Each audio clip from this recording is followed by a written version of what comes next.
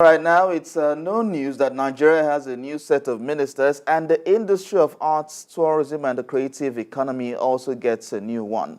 Looking at how fast these industries have grown over the years, it's important for the minister to really know strategic moves that will help grow the economy and Nigeria at large. Chinaza Onuzo, a filmmaker, joins us to do just that. Chinaza is the co-founder in Blot Productions, the production company behind high-grossing Nollywood films, including Wedding Party 1 and 2, Moms at War, and Up North. Nas, as he is fondly called, is also an accomplished screenwriter with credits in major films, including The Wedding Party 2, The Arbitration, The Setup, Moms at War, and Love is War.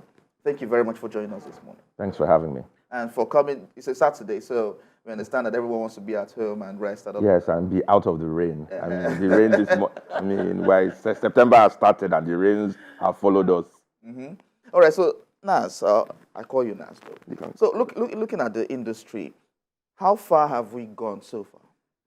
How far have we gone? That's a very interesting question. I think that you can see the progress from the significant interest in the cinema films, YouTube, DVD. I think that the Nigerian film industry has been significantly grown over the last decade, and I think that there's more to come.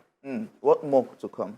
So I think that that the industry should be measured by jobs, right? Okay. So the number of high value jobs in a society created by the industry is a measure. So for example, if I tell you that is the oil and gas an industry with rich people, the answer is yes, because of all the people who work there and the earnings that they make. So I think for us, we want more income for all the people in the industry, both in front of the camera and behind the camera. So the industry has been said to have been largely developed via the efforts of the private sector, private individuals, right?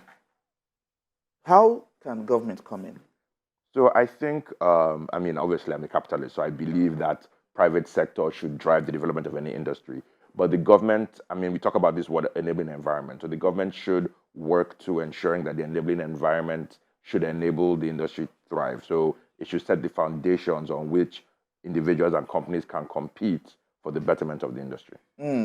Competing by what sense? So, for example, if I want to be able to start a film production company or an equipment sales company, I should be able to start it no matter who I am. I should be able to freely enter, the ability to register, get loans, pay my taxes, all those things. Basically, the government should make it easy for people to enter the industry.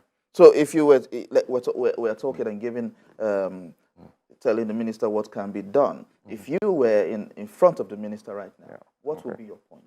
So I think one of the things that the minister would be urged to do is become an advocate for the sector across the various other parts in government, because you find that the film and television and arts industry in general touches so many industries and so many different areas of government regulation.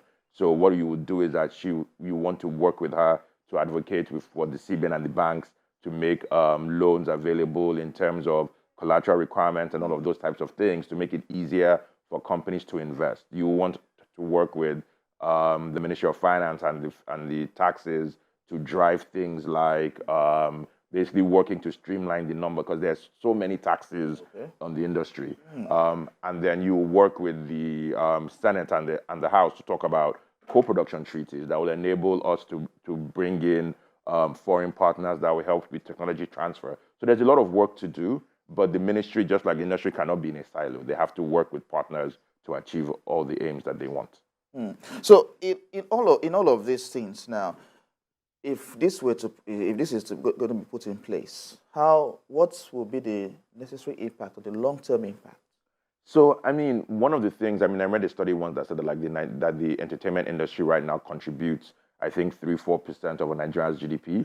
That number can grow to 10%. I remember when I started my career in 2006, telecoms was what? 4% of GDP. Now telecoms is 12 to 15%.